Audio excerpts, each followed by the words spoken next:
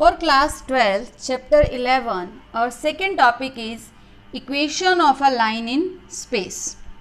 जब हम किसी लाइन की बात करते हैं तो हम किस लाइन की बात कर रहे हैं, तो हमें वो लाइन यूनिकली डिफाइन करनी पड़ेगी, क्योंकि स्पेस में बहुत सारी इनफाइनाइट लाइंस होती हैं. तो लाइन को यूनिकली डिफाइन करने के लिए हमारे पास एक तरीका हम बताएं. अगर हम कहते हैं कि वो लाइन एक्स एक्सिस के साथ कुछ थीटा एंगल बनाती है, तो जितनी भी लाइन इसके पैरेलल होंगी वो सभी लाइंस एक्स एक्सिस के साथ थीटा बनाएंगी. तो अब हम किस लाइन की बात कर रहे हैं, इसके लिए हमें एक और चीज़ स्पेशली बतानी पड़ेगी. जैसे मैंने कहा कि ये लाइन पॉइंट P से पास करनी चाहिए, तो लाइन पॉइंट P से भी पास करे और लाइन एक्स एक्सिस के साथ थीटा एंगल भी बनाए, ऐसी एक और केवल एक ही लाइन है, यानी हम इसकी बात कर रहे हैं. So it is uniqueness of a line. तो फर्स्ट कंडीशन ऑफ यूनिकनेस हो गई कि वो एक पर्टिकुलर पॉइंट से पास करनी चाहिए और उसकी एक डायरेक्शन, ऐसी केवल एक और एक लाइन ही स्पेस में एग्जिस्ट करती है. अब दूसरी कंडीशन, अगर हम दो पॉइंट्स दे दें तो इन दो पॉइंट से पास होने वाली भी केवल एक और केवल एक ही लाइन है, यानी if a line passes through two given points then it is unique. ऐसी कोई दूसरी लाइन स्पेस में नहीं है जो इन दोनों से पास करे और इस लाइन से अलग हो. So second condition, line passes through two given points. These are two conditions for a uniqueness of a line. Now our topic is equation of a line through a given point. वो जो uniqueness की first condition थी, अब हम उस condition के साथ हमारे पास ये एक लाइन है कि ये एक A पॉइंट से पास करती है और parallel to given vector B. ये B वेक्टर के पैरेलल होनी चाहिए. B वेक्टर के पैरेलल तो बहुत सारी लाइन हैं, लेकिन A से पास होने वाली ये एक और एक यूनिक लाइन है. हमें इस लाइन की इक्वेशन फाइंड करनी है. अब क्योंकि ये लाइन A पॉइंट से पास करती है, से इट इज़ ओरिजिन, ये पॉइंट A है, तो ये इसका पोजीशन वेक्टर स्मॉल a हो गया. हम लाइन के ऊपर कोई जनरल पॉइंट R ले लेते हैं, तो उस जनरल पॉइंट का भी पोजीशन वेक्टर तो बनेगा, से it is small r. A हमारा गिवन पॉइंट था, तो A is position vector of vector, ये जो OA वेक्टर है आपका, और R हमने कोई जनरल पॉइंट ले लिया. यहाँ पर A पॉइंट के कोऑर्डिनेट्स हैं x1, y1, z1, और R जो हमने जनरल पॉइंट लिया है उसके कोऑर्डिनेट्स हैं x, y, z. कंफ्यूज नहीं होना है. अब ये जो AR वेक्टर है that is parallel to B. So AR vector is parallel to B, so it is let lambda B. अब by triangle formula it is AR. We know that OR is equal to OA plus AR. By triangle formula vector addition, so OR is OA plus AR. So OR is OA plus AR, that is parallel to B, lambda B. Now it is called the equation of a line in vector form. In vector notation, it is our required equation of a line in vector form where A वो point है जो इसके ऊपर है जहाँ से line पास करती है, और B वो वेक्टर है जिसके पैरेलल हमारी लाइन दी हुई है. तो this is vector form. Now see, R मतलब जनरल पॉइंट था, तो उसका पोजीशन वेक्टर हो गया OR, यानी x, i, y, j और z के. और A मतलब वो जो पॉइंट था हमारा A, वो हो गया x1, i, y1, j, z1 के. B हमारा वेक्टर है जिसके पैरेलल हमारी लाइन दी हुई थी. अब यहाँ से आप ये वाला पार्ट जो A है उसको R में से माइनस कर देंगे, इसको इधर लाएंगे, तो ये बनेगा x minus x1 i plus y minus y1 J plus Z minus Z1 के, और राइट साइड में हमारे पास ये रह गया लैम्डा और ये बी वाला पार्ट, ये जो ब्रैकेट है। अब हम यहाँ से दो वेक्टर इक्वल हैं तो हम इन्हें कंपेयर कर सकते हैं। मैं इसको यहाँ लिख देती हूँ, it is equal to lambda B1I plus B2J plus B3 k. अब दो वेक्टर इक्वल हैं तो I वाला पार्ट I के इक्वल होगा, यानी x minus x1 is lambda B1, ऐसे ही y minus y1 is lambda B2 और z minus z1 is lambda B3। हम तीनों में से लैम्डा की वैल्यू निकाल लें, x minus x1 upon B1, y minus y1 upon B2, z minus z1 upon B3।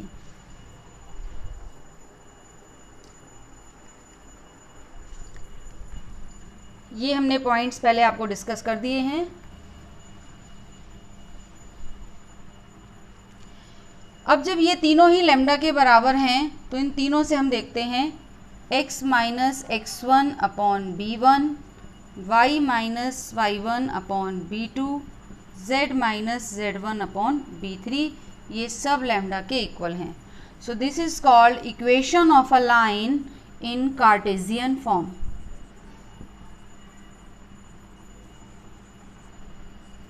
और r is equal to a plus lambda b, ये थी वेक्टर फॉर्म। वेक्टर फॉर्म से ही हमने r का मीनिंग रखा, इक्वल टू में a का और b का मीनिंग रखा। a वाला पार्ट इधर आके माइनस हो गया। अब दोनों वेक्टर इक्वल हैं, कंपेयर किया, i वाला पार्ट i से कंपेयर कर दिया, j वाला j से और k वाला k से। तीनों से लैम्डा की वैल्यू निकाल के हमने a बराबर रख दी। This is called Cartesian form of equation of a line. हमने फर्स्ट इक्वेशन ऑफ लाइन पढ़ी है, ये वेक्टर फॉर्म है, ये कार्टेशियन फॉर्म है। ये तब है जब हमारी लाइन एक फिक्स पॉइंट से पास करती है, x1 y1 z1 जो यहाँ ऊपर लिए गए हैं, और b के पैरेलल है। r हमारी लाइन का जनरल पॉइंट होता है, जैसे किसी भी लाइन पर हम कोई भी पॉइंट मान लें। अब हमारे पास एग्जाम्पल 6 इसी के जैसा है और एक्सरसाइज 11.2 में क्वेश्चन नंबर 5 इसी पर बेस्ड है, क्वेश्चन नंबर 4 सॉरी। तो क्वेश्चन नंबर 4 में हमें इस लाइन की इक्वेशन फाइंड करनी है जो कि इस 1 2 3 से पास करती है। तो ये a हो गया और हमारी लाइन इस b वेक्टर के पैरेलल है। तो जब हम वेक्टर फॉर्म में आंसर लिखेंगे, वेक्टर फॉर्म है r is equal to a plus lambda b। r मतलब इसका जनरल पॉइंट, यानी x i plus y j plus z k, equal to में a यानी पासिंग पॉइंट, तो वो हो गया i plus 2j plus 3k plus lambda times of b यानी वो वेक्टर जिसके पैरेलल हमारी लाइन है, that is 3i plus 2j minus 2k। So this is the vector equation or vector form of the line that passes through this given point and it is parallel to this vector। ये b vector है। अब हम इसकी Cartesian form लिखें इसी line की, तो हम वेक्टर से भी कार्टेशियन कन्वर्ट कर सकते हैं। एक्चुअली r में से ये a माइनस करना है, तो x में से ये वाला 1 माइनस हो जाएगा, y में से ये 2 माइनस होता है और z में से ये 3 माइनस होता है, और डिवाइड में रहते हैं b वेक्टर के पार्ट्स b1 b2 b3, यानी 3 2 और -2। So this is our Cartesian form equation of a line और this is vector form equation of a line. Question 5 is same as question 4। हमें इस लाइन की इक्वेशन फाइंड करनी है ये बी वेक्टर के वो पैरेलल है। अब इस बार ए के पॉइंट्स के कोऑर्डिनेट ना देकर ये कह दिया कि ये इसका पोजीशन वेक्टर है। तो ये पोजीशन वेक्टर है तो अंडरस्टूड है कोऑर्डिनेट्स 2, -1 और 4 हो गए, यानी कोऑर्डिनेट्स दिए हैं तो आप पॉइंट का पोजीशन वेक्टर बना सकते हैं। पोजीशन वेक्टर होता है ओ से लेकर ए तक, सेम है वही r इज इक्वल टू ये a हो जाएगा, ये b हो जाएगा। तो ये वेक्टर फॉर्म में डाल दें और x1, y1, z1 यानी पॉइंट के कोऑर्डिनेट्स तो वो 2, -1 और 4 हैं, ये आपके x1, y1, z1 की जगह पर डल जाएंगे। और b1, b2, b3 ये b के जो कोफिशिएंट्स हैं ये b1, ये b2 और ये 3, ये b1, b2, b3 ये a1, a2, a3 इन दोनों में अलग अलग डाल के ये वेक्टर फॉर्म और ये कार्टेशियन फॉर्म आप क्वेश्चन नंबर 5 भी कर सकते हैं। और इसी के साथ क्वेश्चन नंबर 6 में आपको कहा गया है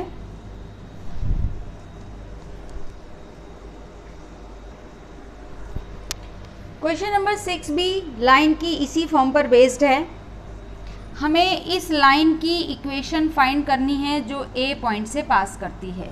तो ये ए मतलब हमें ये वाला ए मिल गया -2i 4j 5k, और ये x1 की जगह -2, y1 के लिए 4 और z1 के लिए 5। अब ये b है, हमें यहाँ पर b ना देकर ये कहा गया कि हमारी लाइन इस लाइन के पैरेलल है। तो इस लाइन का जो b है, नीचे वाला पार्ट है, वो b है 3, 5 और 6, जबकि x का कॉफिशिएंट +1 होना चाहिए, y का कॉफिशिएंट +1 और z का कॉफिशिएंट +1, यानी x, y, z का कॉफिशिएंट +1 यानी यूनिटी होना चाहिए। अब ये है हमारे पास, हम कंपेयर कर सकते हैं, ये b1 है, ये b2 है, ये b3 है। तो ये जो गिवन लाइन है इसके लिए हम b निकाल लें तो वो बनेगा 3i + 5j + 6k। हमें जिसकी इक्वेशन निकालनी है और जो इक्वेशन दी हुई है ये दोनों पैरेलल हैं। अब ये लाइन b के पैरेलल है, ये लाइन इसके भी पैरेलल है, तो ऑब्वियसली b हमारी रिक्वायर्ड लाइन के भी पैरेलल होगा। तो इस लाइन का जो b है वो हमारी लाइन के लिए भी b का काम करेगा और हमारी कार्टेशियन फॉर्म में हो जाएगा x - x1 यानी -2, y - y1 यानी 4 और z - z1 यानी 5। और जो इस लाइन का जो b है वो हमारी लाइन के लिए भी b का काम करेगा, क्योंकि b इसके पैरेलल है और ये हमारी लाइन के पैरेलल दी हुई है, तो ये सब आपस में पैरेलल हैं। तो ये 3, 5 और 6 हो गया। This is Cartesian form. और वेक्टर फॉर्म आप निकाल सकते हैं r = a, a मतलब हमारा point -2i + 4j + 5k, plus में लैम्डा टाइम्स ऑफ b यानी 3i 5j 6k। ये हमारी रिक्वायर्ड लाइन की वेक्टर फॉर्म हो गई और ये रिक्वायर्ड लाइन की कार्टेशियन फॉर्म हो गई। मैं फिर से एक बार बता दूं, हमारी लाइन इस पॉइंट से पास कर रही थी, ये a मिल गया हमें। अब हमारी लाइन इसके पैरेलल है तो इसका जो b है वो हमारी लाइन का भी b का काम करेगा, क्योंकि हमारी लाइन भी इस b के पैरेलल है। यहीं पर साथ साथ आप एक और चीज़ फिर से नोट कर लीजिए। मैंने आपको कहा x, y और z स्टैंडर्ड फॉर्म में x, y और z के जो कॉफिशिएंट हैं दैट शुड बी यूनिट 1, आपको इसका ध्यान रखना है। दूसरी चीज़, आपको अगर वेक्टर फॉर्म दी है तो आप उसे कार्टेशियन में कन्वर्ट कर सकते हैं। ये b वाला पार्ट है जो नीचे होता है और a वाला पार्ट है जो r में से माइनस हो रहा है।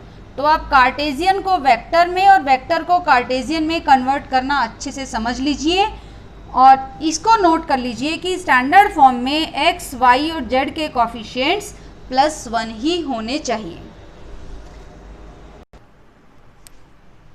अब हमारे पास लाइन की यूनिकनेस का जो सेकंड पॉइंट था कि line is unique if it passes through 2 given points, यानी 2 पॉइंट फॉर्म है। अब हम इसकी इक्वेशन बनाएंगे लाइन की।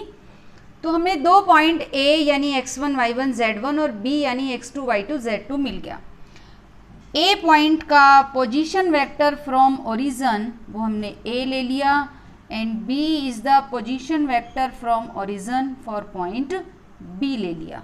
इस बी में और पिछली फॉर्म जो थी उसमें बी पैरेलल थी, वेक्टर था लाइन के, यहाँ पर बी इसके ऊपर, ये बी पॉइंट इसके पॉइंट का पोजीशन वेक्टर है। पहले की तरह हमने कोई आर जनरल पॉइंट लिया, जनरल पॉइंट यानी एक्स वाई जेड ले लिया और इसका भी पोजीशन वेक्टर हमने बनाया, दैट इज आर। अब हम ट्रायंगल ओ ए आर को देखें, ये ऐसे वेक्टर है, लाइन की डायरेक्शन इस तरफ है क्योंकि, तो इस ओ ए आर ट्रायंगल में A R is equal to O R is equal to O A plus A R. O R यानी आर पॉइंट का पोजीशन वेक्टर, ओ ए यानी ए पॉइंट का पोजीशन वेक्टर पहले की तरह है। अब ये देखिए, अब ये जो ए आर वेक्टर है, ए आर वेक्टर हमें पिछली बार वो बी का लैम्डा टाइम्स था, अभी मैं लिखूंगी ये जो ए आर वेक्टर है it is lambda times of A B, क्योंकि ये दोनों ए आर और ए बी क्या हैं, पैरेलल वेक्टर्स हैं।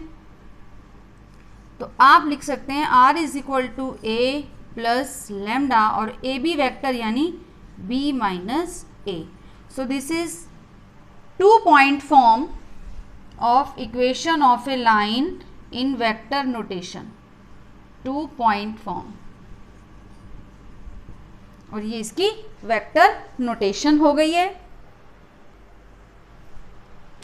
ये हमारी vector form of equation of line हो गई व्हेन 2 points आर गिवन। अब हम इसमें इस a को लेफ्ट में ले जाएं तो r minus a is equal to lambda of b minus a हो गया। अब इस कार्टेशियन फॉर्म के लिए आप इनकी वैल्यूज़ डाल दें, आपने फिगर नोट कर ली थी, r बन रहा था x minus x1, r minus a, y minus y1, z minus z1। b point के कोऑर्डिनेट्स थे x2 y2 z2, a point के कोऑर्डिनेट्स थे x1 y1 z1, तो ये b माइनस ए हो गया लैम्डा टाइम्स। अब ये दोनों वेक्टर इक्वल हैं तो हम i के कोफिशिएंट लेफ्ट में और राइट में कंपेयर कर लेंगे। यहाँ पर x माइनस x1 है, यहाँ पर x2 माइनस x1 लैम्डा है, इसमें से लैम्डा की वैल्यू आ गई x minus x1 upon x2 minus x1। ऐसे ही आप जब y वाला कंपैरिजन करेंगे तो y माइनस y1 और यहाँ पर है y2 minus y1 lambda times, तो लैम्डा की वैल्यू यहाँ से भी और z वाले से भी फाइंड कर लें। y में कंपेयर किया और z वाले कोफिशिएंट्स को कंपेयर करके हमें लैम्डा की वैल्यू तीनों इक्वेशन से मिल गई और ये सब लैम्डा है तो हमने इन तीनों को बराबर रख दिया, it is equal to lambda. So this is called Cartesian form of equation of a line. वही है ये पहले की तरह, ए पॉइंट, अच्छा ए और बी हम किसी को भी फर्स्ट पॉइंट मान सकते हैं, तो एक पॉइंट आपका ऊपर सब्ट्रैक्ट हो रहा है और ए बी उससे आप डिवाइड कर रहे हैं। इस लाइन में जो ए और बी पॉइंट्स थे, तो ये जो ए बी वैक्टर है वो जो पहले वाली इक्वेशन थी फर्स्ट फॉर्म, उसमें जो बी था नीचे, उसका ये ए बी वेक्टर काम करता है जो हमारी लाइन इसके पैरेलल है। सो ये हमारी, इसको उधर लिखे अगर तो r is equal to a plus lambda b minus a vector form थी और ये कार्टेशियन फॉर्म है equation of a line when 2 points are given. अब हम करते हैं 2 point इक्वेशंस के साथ उसका एग्जाम्पल 2 point फॉर्म के साथ। 11.2 में क्वेश्चन 8 और क्वेश्चन 9 इसी पर बेस्ड हैं। हमें 2 पॉइंट्स दिए गए हैं और हमें इसकी लाइन की इक्वेशन फाइंड करनी है। तो हमने देखा वेक्टर फॉर्म होती है ये वाली, r is equal to a plus lambda b minus a, तो ये हो जाएगी r is equal to a, यानी ये vector 3i minus 2j minus 5k plus lambda times of दूसरा वेक्टर है b माइनस ए बी जो वेक्टर है, तो b माइनस ए का मतलब 3 minus 3 0i minus 2 minus minus 2 that is 0j 6 minus minus 5 that is 11k। तो ये तो हो गई इसकी वेक्टर फॉर्म। अगर अब हमें इसकी कार्टेशियन फॉर्म भी फाइंड करनी हो तो हम इसी से कन्वर्ट कर सकते हैं। r हमारा x होता है, ये 3 माइनस हो जाता है, y में से ये -2 वहाँ जाके माइनस होगा और z में से ये माइनस होगा। ये a वाला पार्ट हम इधर ले जाते हैं r माइनस ए। और डिवाइड में ये जो वेक्टर था b माइनस ए, यानी 0 0 और 11। This is your Cartesian form of equation of a line when 2 points are given। अब हमारा इस चैप्टर में पहला टॉपिक था इक्वेशन ऑफ ए लाइन, उसमें 2 यूनिकनेस की कंडीशंस थी, हमने दोनों इक्वेशंस पढ़ी, उनके एग्जाम्पल किए। नेक्स्ट टॉपिक है एंगल बिटवीन 2 लाइन्स। अब 2 लाइन हैं, वो पैरेलल होंगी तो उनके बीच में एंगल बनेगा ही नहीं, 0 होगा। When 2 lines are intersecting let theta be the angle between them. अब पहली जो लाइन है उसमें b1 होगा, लाइन की इक्वेशन में था r is equal to a plus lambda b, तो पहली लाइन का मैंने ये b1 ले लिया, दूसरी लाइन के लिए इसको हमने b2 कह दिया। तो पहली लाइन इस b के पैरेलल होती है, तो जो एंगल, अब पहली लाइन b1 के पैरेलल है, दूसरी लाइन b2 के पैरेलल है, तो जो एंगल L1 और L2 के बीच में होगा वही एंगल b1 और b2 के बीच में होगा। तो लाइंस के बीच का एंगल निकालने के लिए b1 और b2 जो 2 वेक्टर्स हैं, हम उनके बीच में एंगल निकालेंगे, और ये हमने पिछले चैप्टर में पढ़ा था। Let it is theta. तो हमने पढ़ा था कि cos थीटा इज b1 और b2, इन दोनों वेक्टर्स की आप डॉट प्रोडक्ट करके इनको इनके मैग्नीट्यूड से डिवाइड कर देते हैं। यहाँ भी वही रहेगा, थीटा निकालना है तो ये कॉज हम यहाँ दिखा देंगे, वो कॉज इन्वर्स हो जाएगा। सो 2 लाइंस के बीच में वही एंगल होता है जो इनके b1 और b2 के, तो हम लाइन में से b1 छांट लेंगे और लाइन में से b2 निकाल लेंगे।